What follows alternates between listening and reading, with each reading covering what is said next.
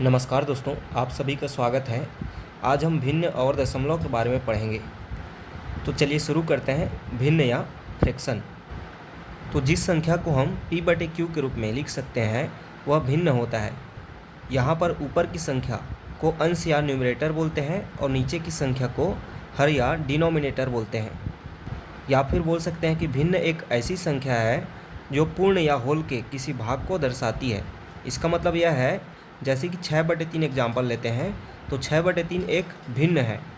तो इसका मतलब है कि हम 6 जो कि पूर्ण संख्या है उसको हम 3 बराबर भागों में बांट रहे हैं, तो हमें क्या प्राप्त होता है? 2 प्राप्त होता है। इसका मतलब हुआ कि 6 जो कि पूर्ण संख्या उसको 3 बराबर भागों में बांटा जा रहा है। तो तीनों को कितने मिलेंगे? यहाँ पर 2-2 मिलेंगे। भिन्न के अब कुछ प्रकार देखते हैं। तो पहला है उचित भिन्न या प्रॉपर फ्रैक्शन। तो ऐसा भिन्न जिसमें अंश जो है हर से छोटा होता है वह उचित भिन्न कहलाता है। जैसे कि यहाँ पर 2 छोटा है और 3 बड़ा। इसी प्रकार यहाँ पर भी अंश छोटा है और हर बड़ा। ऐसे भिन्नों का मान हमेशा 1 से कम होता है। दूसरा है विषम भिन्न या इम्प्रॉपर फ्रैक्शन। तो ऐसे भिन्न जिसमें अंश हर से बड़ा होता है वह विषम भिन्न कहलाता है। जैसे कि 3/2। तो यहाँ पर अंश बड़ा है और हर छोटा है। इसी प्रकार 12/5। तीसरा है मिश्रित भिन्न या मिक्स्ड फ्रैक्शन। तो ऐसा भिन्न जिसका एक भाग पूर्ण होता है और एक भाग उचित भिन्न होता है वह मिश्रित भिन्न कहलाता है। जैसे कि 2 सही 3/4। यहाँ पर 2 एक पूर्ण है और 3/4 एक उचित भिन्न है। इसी प्रकार 2 सही 1/2। यहाँ पर भी 2 एक पूर्ण है और 1/2 एक भिन्न है। तो जैसा कि हम जानते हैं कि भाग की क्रिया में भाज्य बराबर भाजक गुणा भागफल धन शेषफल होता है। तो एक मिश्रित भिन्न इसी रूप में होता है। यहाँ पर 4 भाजक है, 2 भागफल है और 3 शेषफल है। तो इसमें इस क्रिया को लागू करने पर हमें साधारण भिन्न प्राप्त हो जाएगा। तो 4 दूनी 8 और 8 धन 3 11 बराबर 11/4। या फिर इसे हम इस तरीके से भी बोल सकते हैं कि पहले पूर्ण का हर के साथ गुणा करें, फिर उसमें अंश को जोड़ दें और बटे में हर को लिख दें। जैसे कि यहाँ पर पूर्ण 2 है, उसका 2 का 4 के साथ गुणा होगा, फिर इसमें अंश को मतलब 3 को जोड़ेंगे। तो 4 दूनी 8 और 8 3 11 और बटे में हर को लिख देंगे। तो इस प्रकार से इसका मान 11/4 प्राप्त हो जाएगा। इसी प्रकार इसको भी हल करते हैं। तो 2 दूने 4, 4 धन 1 5, तो 5/2। तो यहाँ पर आप एक चीज़ देख रहे हैं दोस्तों, एक मिश्रित भिन्न में एक भाग पूर्ण होता है और दूसरा भाग उचित भिन्न होता है। और जब हम एक मिश्रित भिन्न को हल करके साधारण भिन्न में बदलते हैं तो हमें एक विषम भिन्न के रूप में प्राप्त होता है। चौथा है जटिल भिन्न या कॉम्प्लेक्स फ्रैक्शन। तो यदि किसी भिन्न का अंश या हर या दोनों भिन्न के रूप में हो तो इस प्रकार की भिन्न जटिल भिन्न कहलाती है। जैसे कि 3/2/5/6। यहाँ पर अंश 3/2 भी भिन्न में है और हर 5/6 भी भिन्न के रूप में है, तो यह जटिल भिन्न होगी। इसी प्रकार 7/4/3 यह भी एक जटिल भिन्न है, क्योंकि इसके अंश में 7 है और हर 4/3 जो कि भिन्न के रूप में है। तो ऐसे भिन्न को हल कैसे करते हैं? इसके लिए ऊपर वाले भिन्न के अंश का नीचे वाले भिन्न के अंश के साथ भाग होता है और हर का हर के साथ भाग होता है। जैसे कि यहाँ पर 3 का 5 के साथ भाग होगा और 2 का 6 के साथ भाग होगा। या ऊपर वाले भिन्न के हर का नीचे वाला भिन्न के अंश के साथ गुणा होता है। जैसे कि 3 का 6 के साथ गुणा होगा और 2 का 5 के साथ गुणा होगा। ऐसे भिन्नों को हल करने के लिए आप इस डायग्राम को याद रखिए। जैसे कि इसे हल करते हैं तो देखते हैं पहले कि कोई संख्या भाग जाता है कि नहीं। तो भाग के लिए देखते हैं तो 3/5 ये तो भाग नहीं जाएगा और यहाँ पर 2 6 के साथ होगा, हाँ तो यह चले जाएगा। तो इसका मान क्या प्राप्त हो जाएगा? 2 एक कम 2 और 2 तिया 6। तो इस प्रकार से हमें यह 3 बटे 2 एक कम 2 तो 1 और 5 और 2 तिया 6 मतलब 3। इस प्रकार से हमें यह इस रूप में प्राप्त हुआ। अब यहाँ पर कोई संख्या कटेगा नहीं, तो इसलिए हम गुणा करते हैं। तो बाहर का बाहर के साथ 3 गुणा 3, तो 3 तिया 9 हो गया, बटे अंदर का अंदर के साथ तो 5 गुणा 1 5। इस प्रकार से हमें इसका मान प्राप्त हो जाएगा 9/5। अब है तुल्य भिन्न या इक्विवेलेंट फ्रैक्शन। तो ऐसी भिन्न जो एक पूर्ण के समान भाग को निरूपित करती हैं वे तुल्य भिन्न कहलाती हैं। जैसे कि यहाँ पर 1/2, 2/4, 3/6, 8/16, इन सब का मान यहाँ पर एक समान ही है। जैसे कि 2/4 मतलब 2 एक कम 2 और 2 दूने 4, इसका भी मान 1/2 ही प्राप्त हुआ। 3 एक कम 3, 3 दूने 6, इसका भी मान 1/2 ही प्राप्त हुआ। 8 एक कम 1, 8 दूने 16, इसका भी मान 1/2 ही प्राप्त हुआ। तो इसका मतलब यह हो रहा है कि ये सारे भिन्न किसी संख्या के समान भाग को निरूपित कर रहे हैं। तो इस प्रकार से ऐसे भिन्न जिनका मान समान प्राप्त हो वे तुल्य भिन्न कहलाते हैं। तो किसी भिन्न की तुल्य भिन्न ज्ञात करने के लिए हम उस भिन्न के अंश और हर दोनों में एक समान संख्या से गुणा या भाग कर देते हैं, तो हमें उस भिन्न की तुल्य भिन्न प्राप्त हो जाती है। जैसे कि यहाँ पर 1/2 में अंश और हर दोनों में 2 का गुणा किए तो 2/4 प्राप्त हुआ। इसी प्रकार 1/2 में अंश और हर दोनों में 3 का गुणा किए तो 3/6 प्राप्त हुआ। इसी प्रकार हम भाग करके भी एक संख्या देखते हैं। जैसे कि यहाँ पर 12/15 उदाहरण के लेता हूँ। तो इसका तुल्य भिन्न ज्ञात करने के लिए हम इसमें ऐसी संख्या को भाग देंगे जो दोनों संख्या को विभाजित कर सके। तो यहाँ पर 3 से हम दोनों को भाग देते हैं, तो 3 चौक 12 और 3 पंछे 15। इस प्रकार हम 12/15 के अंश और हर दोनों में 3 का भाग दिए, तो हमें उसका तुल्य भिन्न 4/5 प्राप्त हो गया। अब है भिन्न का सरलतम रूप या सिंपलेस्ट फॉर्म। तो एक भिन्न सरलतम रूप या सिंपलेस्ट फॉर्म में तब कही जाती है जब उसके अंश और हर में एक के अतिरिक्त कोई अन्य उभयनिष्ठ गुणनखंड न हो। मतलब किसी भिन्न के अंश और हर की संख्याएं जब किसी एक ही संख्या से विभाजित नहीं होती तब वह भिन्न का सरलतम रूप कहलाएगी। जैसे कि एग्जाम्पल के लिए 36/24 यह भिन्न का सरलतम रूप नहीं है, क्योंकि यहाँ पर 36 और 24 अभी एक ही संख्या से विभाजित हो जाएगी। जैसे कि 4 छक्के 24, 4 निया 36 अभी भी विभाजित हो रही है। 3 दूने 6, 3 तिया 9। अब ये 3 और 2 किसी एक ही संख्या से विभाजित नहीं हो रही है। तो इस प्रकार 36/24 का सरलतम रूप क्या होगा? 3/2 होगा। तो यहाँ पर किसी भिन्न को सरलतम रूप में लाने के लिए हम एक और विधि उपयोग कर सकते हैं। पहले भिन्न के अंश और हर का महत्तम समापवर्तक निकाल के उस महत्तम समापवर्तक से अंश और हर दोनों को भाग दे दिया जाए, तो इस प्रकार से जो भिन्न प्राप्त होगी वह भिन्न का सरलतम रूप होगी। जैसे कि 36 और 24 का HCF कितना होता है? 12 होता है। तो 12 से हम इन दोनों संख्याओं को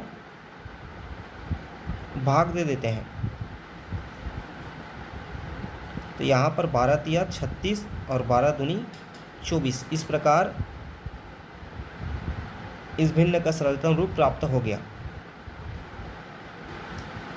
समान भिन्न या लाइक फ्रैक्शन।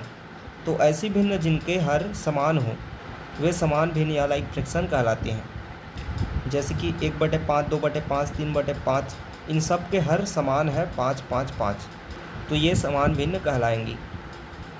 और जिनके हर असमान हो वह असमान भिन्न या अनलाइक फ्रैक्शन कहलाती हैं। जैसे कि 2/5, 3/6 इनके हर असमान हैं। चलिए अब भिन्न के कुछ गुण देख लेते हैं। तो पहला है किसी भी भिन्न का हर शून्य नहीं हो सकता, क्योंकि यदि किसी भिन्न के हर में शून्य होता है तो उसका मान अनंत प्राप्त होता है। जैसे कि 3/0 तो इसका मान अनंत प्राप्त होता है। इसी प्रकार दूसरा है यदि किसी भिन्न का अंश 0 हो तो उसका मान भी 0 होगा। जैसे कि 0/3 तो 3 शून्य शून्य। तीसरा है यदि किसी भिन्न के अंश और हर समान हो तो भिन्न का मान 1 होता है, जैसे कि 5/5 बराबर 1।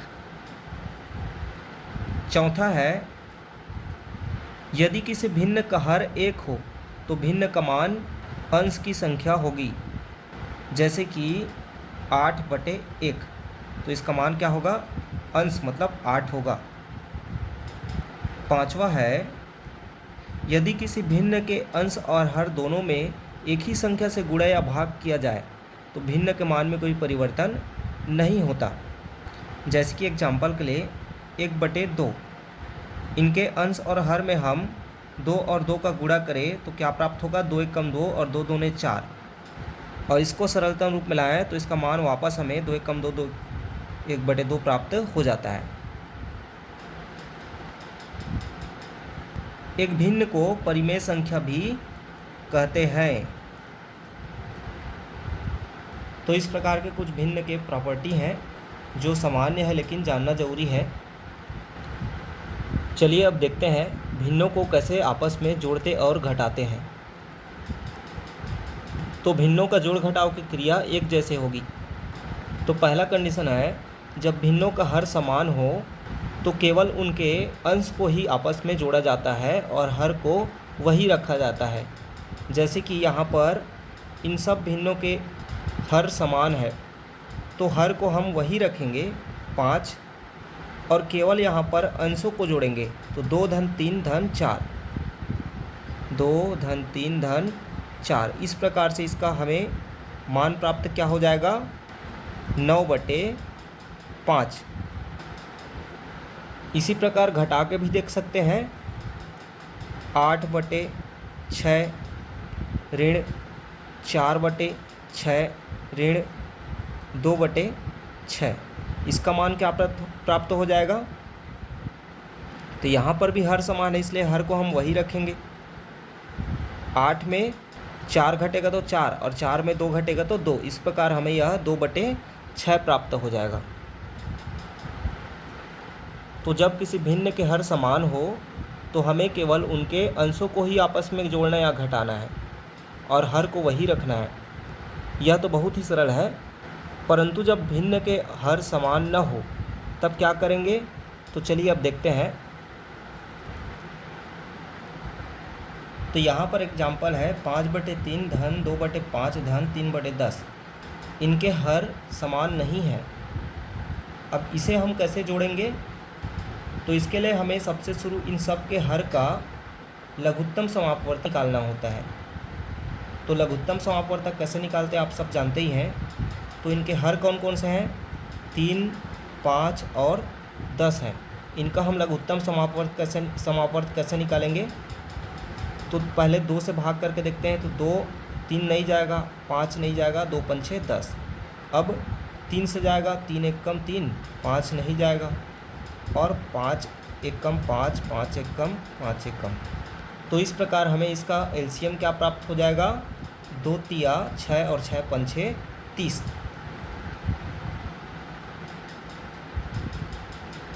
अब जो ये हरों का एलसीएम हमें प्राप्त हुआ उसे हम हर में लिख देते हैं और योगफल जो प्राप्त होगा उसके अंश में क्या करते हैं? पहले इस भिन्न के हर से उस एलसीएम को भाग देंगे और जो प्राप्त होगा उसे इसके अंश से गुणा करेंगे और उसे यहाँ लिख देंगे। तो 3 दहम 30। अब 10 आया भागफल, 10 को इस अंश से गुणा करेंगे तो 10 पंछे 50। इसे हम इस तरह लिख सकते हैं 30 भागित 3 पहले किए, इसमें जो मान प्राप्त आएगा उसको हम 5 से गुणा करेंगे। इसी प्रकार अब हम सेकंड स्टेप में जाएंगे। तो यहाँ पर क्या है? धन का चिन्ह है, इसलिए यहाँ पर धन का चिन्ह लगाएंगे। अब हर से मतलब 5 से एलसीएम को भाग देंगे तो 5 × 6 = 30, 6 प्राप्त होगा और उस 6 को 2 से गुणा करेंगे तो 6 दूनी 12। तो 30 भागित 5 गुणा अंश 2। इसी प्रकार से तीसरा भी हो जाएगा। तो 10 तिया 30, 3 आया, 3 तिया 9। इसको मैं डायरेक्ट लिख देता हूँ, जगह नहीं है, 9। तो इसे हल करते हैं तो क्या प्राप्त होगा, 30 में भागित 3 तो 10, 10 पंचे 50, धन 5 छक्के 30, 6 दूनी 12, धन 9 बटे 30। अब इन सब को जोड़ते हैं तो क्या प्राप्त हो जाएगा, 50 और 12 62, 62 और 9 71, तो 71 बटे 30 प्राप्त हो जाएगा इसका योगफल। एक बार फिर देखिए, सबसे पहले हम क्या किए, सभी भिन्नों के हरों का एलसीएम लिए तो क्या प्राप्त हुआ 30, उसे हम योगफल में प्राप्त होने वाले भिन्न के हर में लिख देते हैं। फिर क्या करेंगे, पहले वाले भिन्न के हर से उस एलसीएम को भाग देंगे तो 3 दहम 30, तो 10 आएगा। अब जो 10 आएगा उसे हम इसके अंश से 5 से गुणा कर देंगे तो 10 पंछे 50। फिर सेकंड स्टेप में क्या किए, दूसरे वाले भिन्न के हर से एलसीएम को भाग देंगे तो 5 छक्के 30। अब जो भागफल आया 6 उसे 2 से गुणा कर देंगे तो 6 दूनी 12। इसी प्रकार तीसरा स्टेप है, 10 से एलसीएम को भाग देंगे तो 10 तिया 30 और 3 तिया 9, तो धन 9। इन सब को जोड़ दिए तो 71 बटे 30 प्राप्त हुआ। चलिए इसी प्रकार भिन्नों को घटा के भी देखते हैं। तो एग्जाम्पल के लिए 2/3 ऋण 1/2। अब यहाँ पर क्या करेंगे, 3 और 2 का क्या लेंगे एलसीएम, तो 3 और 2 का एलसीएम कितना आता है 6 आएगा, उसे लिख दिया हर में। अब क्या करेंगे, इस एलसीएम को 3 से भाग देंगे तो 3 दूनी 6 और जो भागफल आया 2 उसे इस अंश से गुणा कर देंगे तो 2 दूने 4।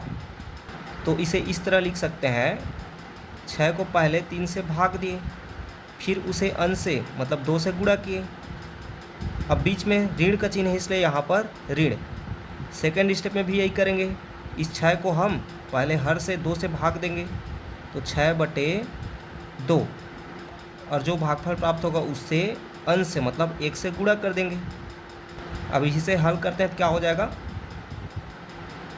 6/3 मतलब 3 दूनी 6, 2 दूने 4, ऋण 2 तिया 6, 3 एक कम 3/6, 4 में 3 जाएगा तो 1/6।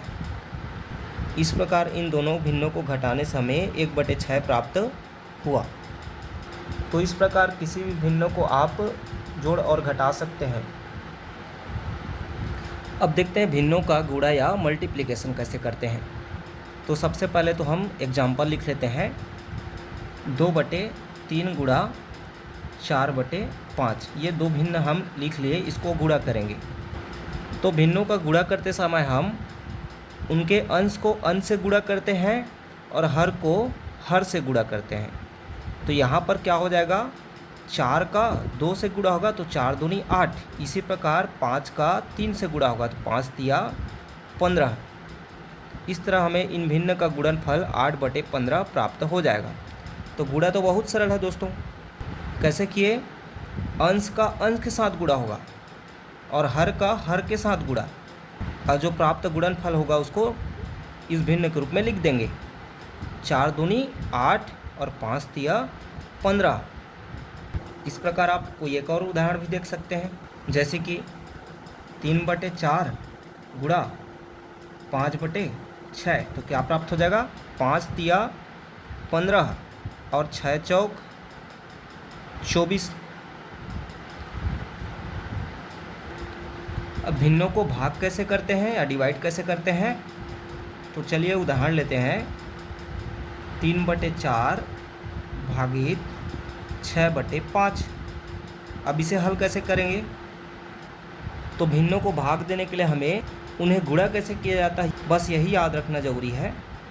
तो इसके लिए हम क्या करेंगे, दूसरे वाले भिन्न को पहले पलट देंगे, मतलब उसका व्युत्क्रम लिख देंगे। जैसे कि यहाँ पर 3/4 और भागित को गुणा में बदल देंगे और ये 6/5 जो है 5/6 हो जाएगा। अब ये जो दोनों आया उसको हम गुणा कर देंगे, 5 तिया 15 और 6 चौक 24। या आप डायरेक्ट ऐसा भी बोल सकते हैं कि इसमें का अंश का इसके हर के साथ गुणा होगा और इसमें का हर का इसके अंश के साथ गुणा होगा। 3 पंछे 15 और 6 चौक 24। तो इस प्रकार भिन्नों का गुणा भाग करना बहुत ही सरल है।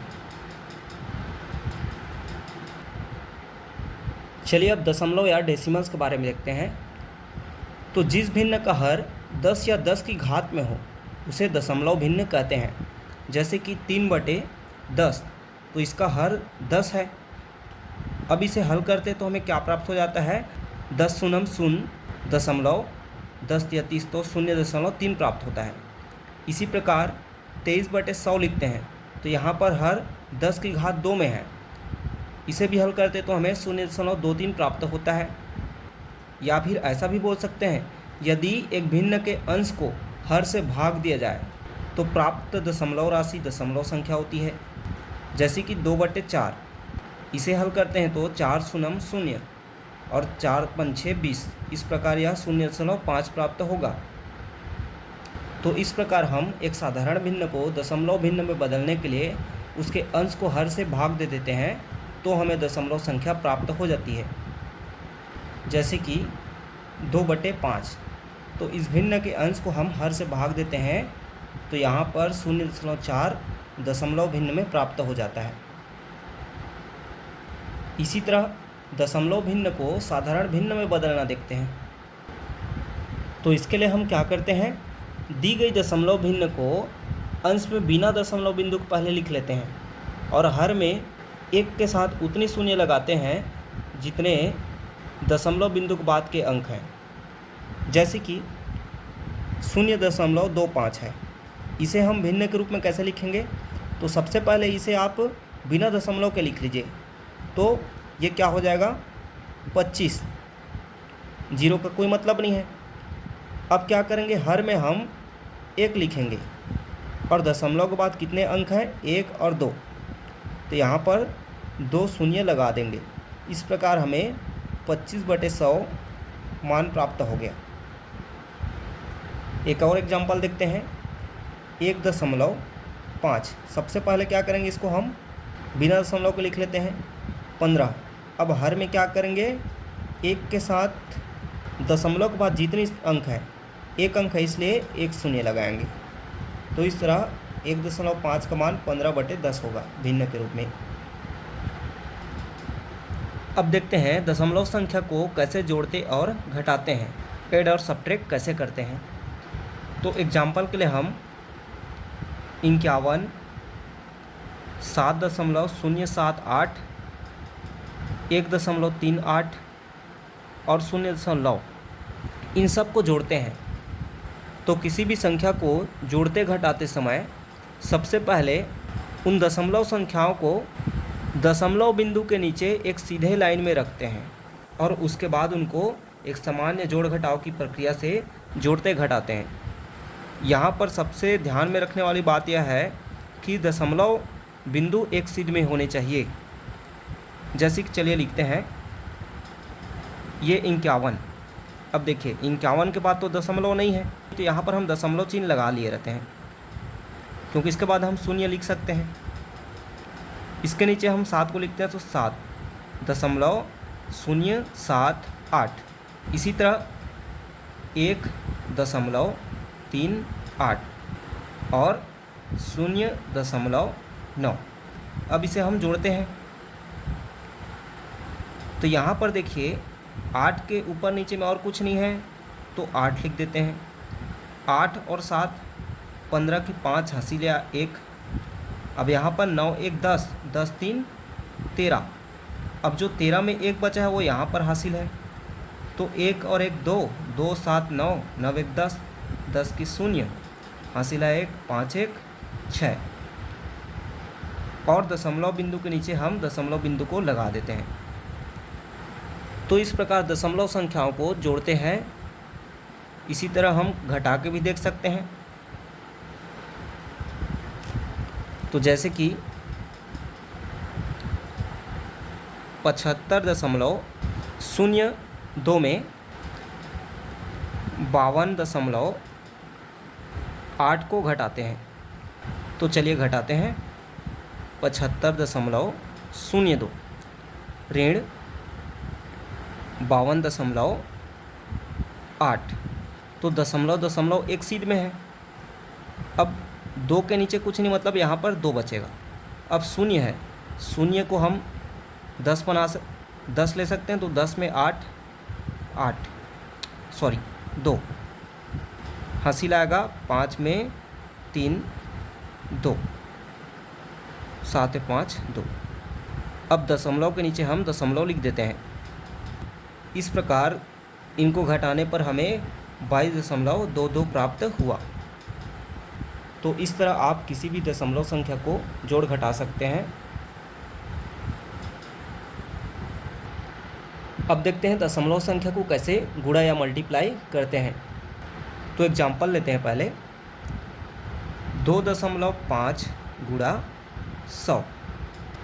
तो दशमलव संख्या का गुणा करते समय सबसे शुरू हम इन संख्याओं को ऐसे गुणा करते हैं जैसे कि इसमें कोई दशमलव संख्या नहीं हो, और उसके बाद जो गुणनफल आता है उसमें हम जितनी इन संख्याओं में दशमलव संख्या के बाद की अंक हैं उतने उसमें हम दशमलव संख्या लगा देते हैं। तो चलिए हल करते हैं। 25 शून्यम 0, 25 शून्यम 0 और 25 का 25। अब चूँकि यहाँ पर दशमलव बिंदु के बाद एक ही अंक है और यहाँ पर तो नहीं है, इसलिए हम यहाँ पर एक अंक के पहले दशमलव बिंदु लगाएंगे, तो ये 0 के पहले लग जाएगा। इस प्रकार हमें इसका मान क्या प्राप्त हो गया? 250। एक और गुणा करके देखते हैं। 3.45 गुणा 2.1।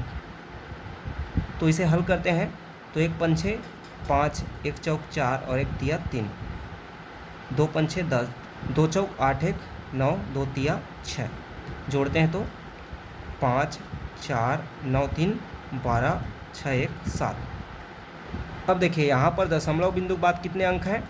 यहाँ पर 1 2 और यहाँ पर 1, मतलब कुल मिला के दशमलव के बाद 3 अंक हैं, इसलिए यहाँ पर भी 3 अंकों के पहले दशमलव बिंदु लगेगा। तो 1 2 3 यहाँ पर लगेगा।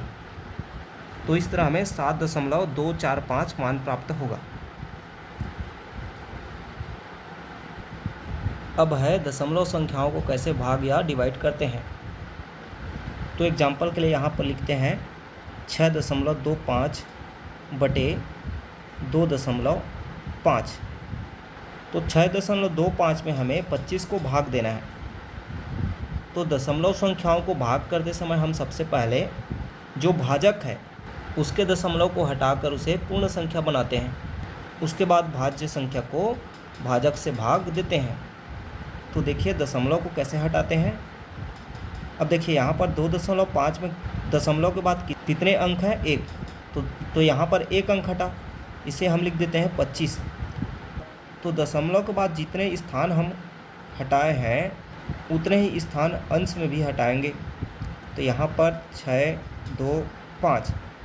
अब यहाँ पर देखिए तो 2 के पहले लगा है, तो यहाँ से एक स्थान हटेगा तो ये कहाँ पर लगेगा? 2 के बाद लगेगा। तो ये 62.5 हो जाएगा।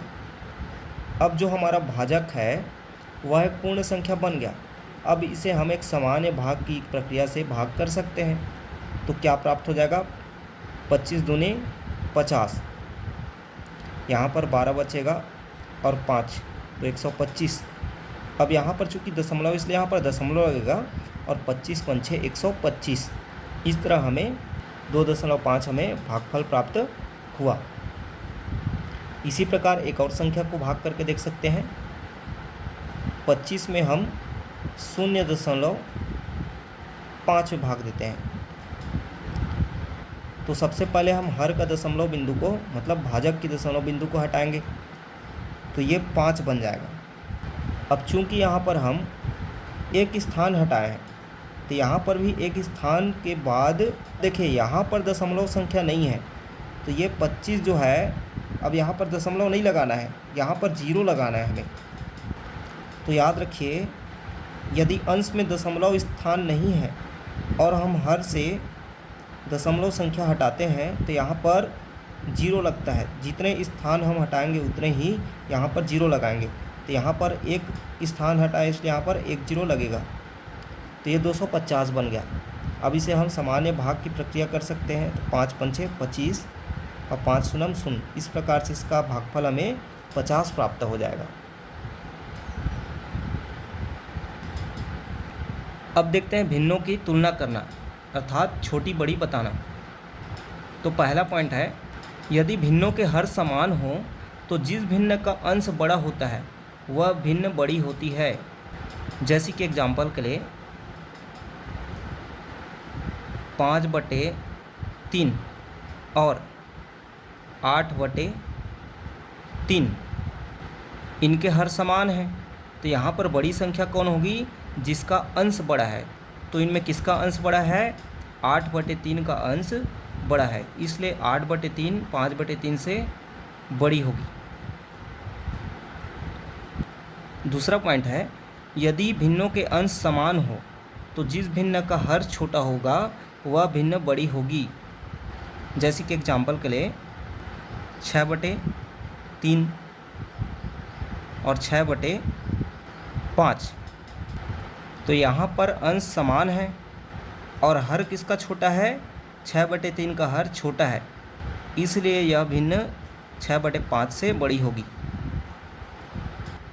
तो इस प्रकार यदि भिन्न के अंश और हर समान हो तो आप इस प्रकार से बता सकते हैं कि वह कौन सा छोटा है और कौन सा बड़ा है। लेकिन यदि उनमें अंश और हर समान न हो तो फिर हम कैसे बता सकते हैं कि कौन सी संख्या छोटी होगी और कौन सी बड़ी होगी? तो आइए इसके लिए तीसरा नियम देखते हैं।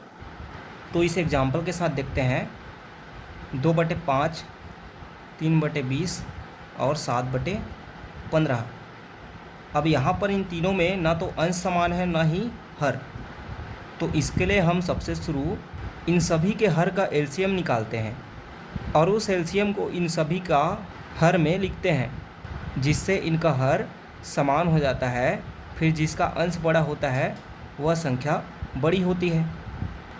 तो इन तीनों का एलसीएम क्या हो जाएगा? 60 होगा।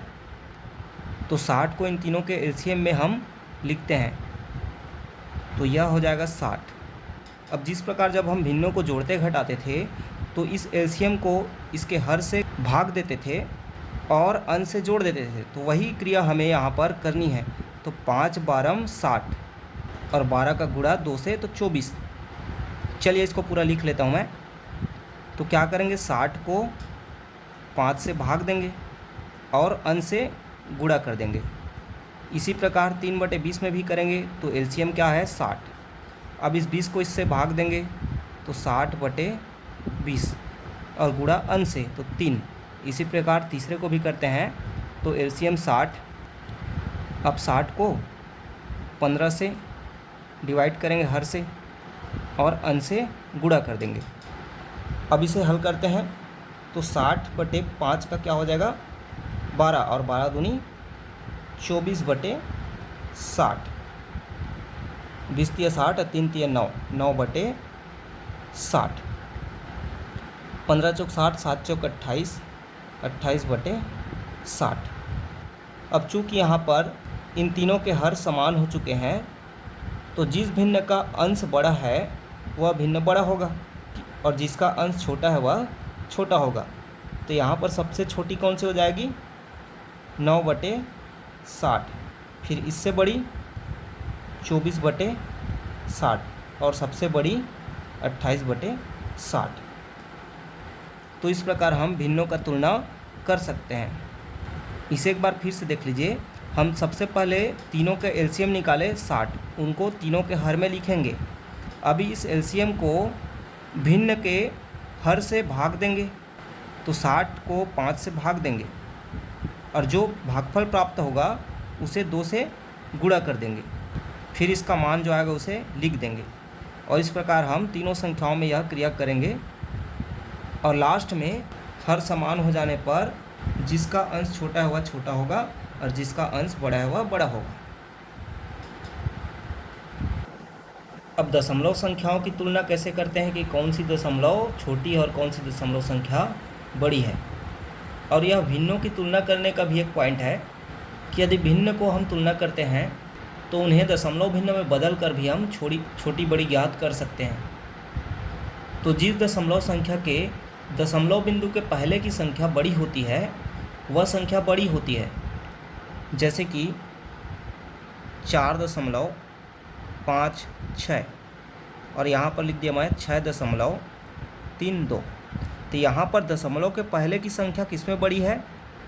यह 4.56 है, तो यहाँ पर दशमलव पहले इसमें यह छोटी है और इसकी दशमलव पहले की संख्या बड़ी है, तो यहाँ पर 6.32 बड़ी हो जाएगी।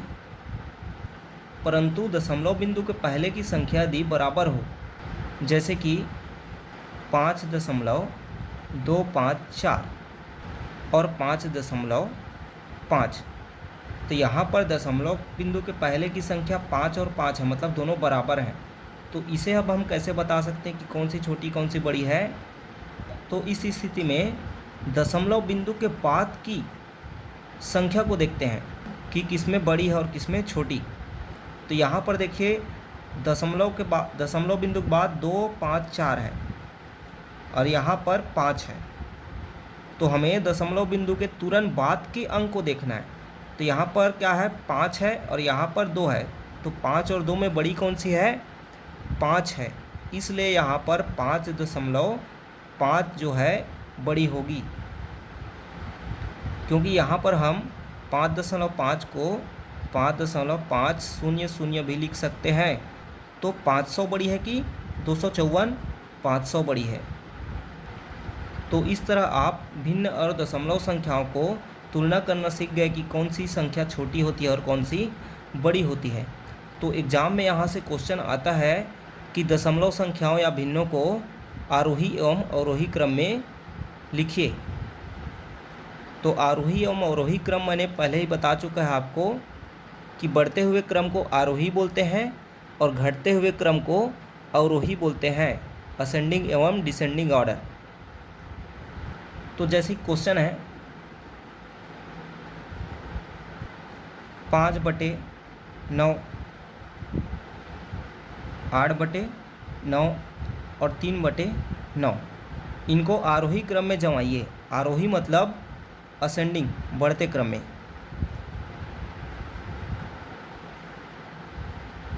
तो यहाँ पर तीनों में हर बराबर हैं, इसलिए सबसे छोटी कौन सी होगी? जिसका अंश छोटा है।